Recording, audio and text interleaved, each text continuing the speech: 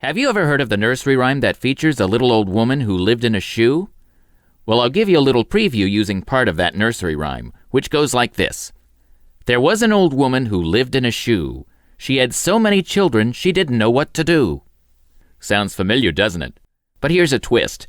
This story is actually similar to Jack and the Beanstalk, which we read together last season.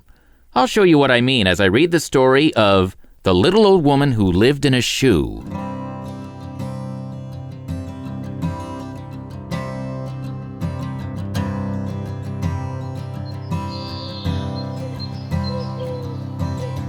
Once upon a time, there was a little old woman who lived in a shoe. This shoe stood near a great forest and was so large that it served as a house for the little old lady and all her children, of which she had so many that she did not know what to do with them. But the little old woman was very fond of her children, and they only thought of the best way to please her. Strong Arm, the eldest, cut down trees for firewood. Peter made baskets of wickerwork, Mark was chief gardener, Lizzie milked the cow, and Jenny taught the younger children to read.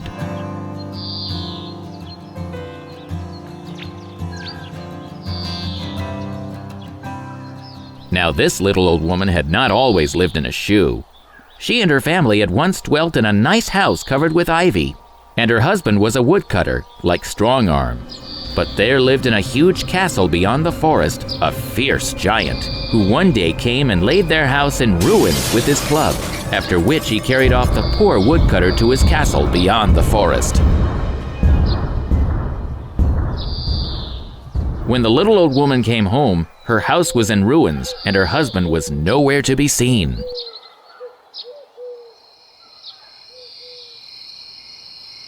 Night came on, and as the father did not return, the old lady and her family went to search for him. When they came to that part of the wood where the giant had met their father, they saw an immense shoe. They spent a long time weeping and calling out for their father, but met with no reply. Then the old lady thought that they had better take shelter in the shoe until they could build a new house. So Peter and Strong Arm put a roof to it and cut a door and turned it into a dwelling. Here they all lived happily for many years, but the little old lady never forgot her husband and his sad fate.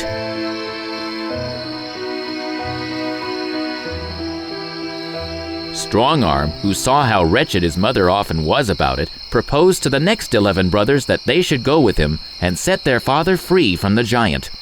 Their mother knew the giant's strength and would not hear of the attempt, as she feared they would be killed. But Strong Arm was not afraid. He bought a dozen sharp swords, and Peter made as many strong shields and helmets, as well as crossbows and iron-headed arrows. They were now quite ready. Strong Arm gave the order to march, and they started for the forest.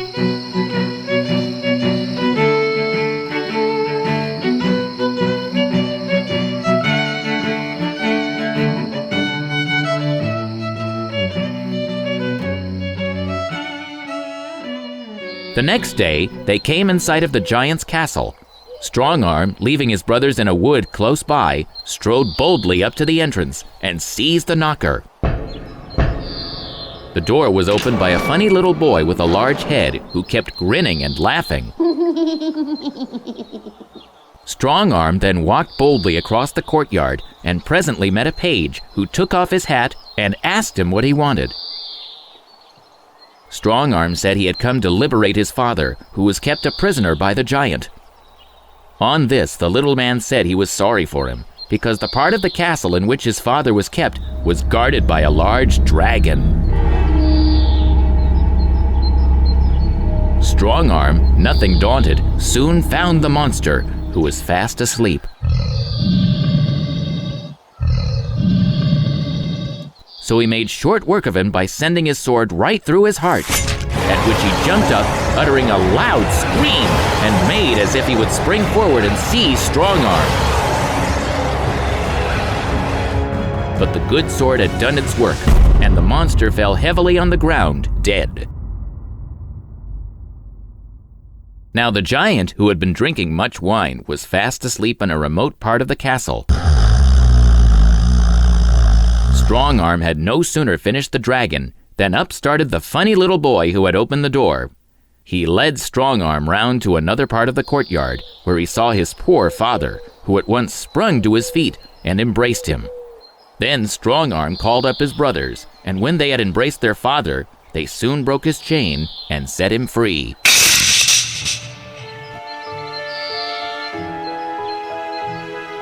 We must now return to the little old woman. After her sons had started, she gave way to the most bitter grief.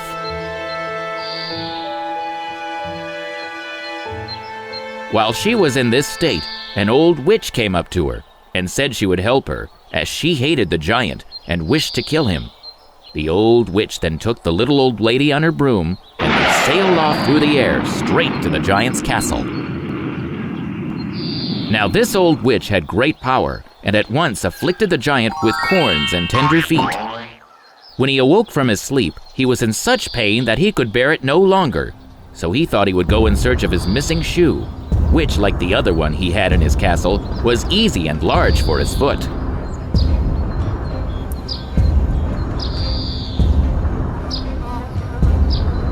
When he came to the spot where the old lady and her children lived, he saw his old shoe, and with a laugh that shook the trees, he thrust his foot into it, breaking the roof that Strong Arm and Peter had put on it. The children, in great alarm, rushed about inside the shoe, and frightened and trembling, scrambled through the door and the slits which the giant had formerly made for his corns.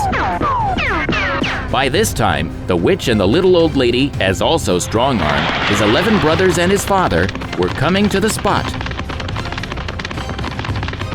Strong Arm and his brothers shot their arrows at him till at last he fell wounded, when Strong Arm went up to him and cut off his head.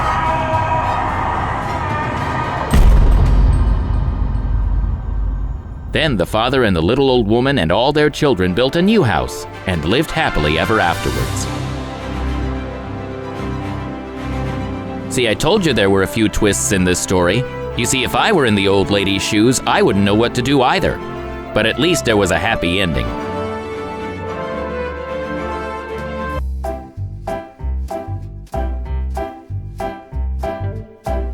If you enjoy great stories like this one, please click the like button and follow Tristan Storytime on social media.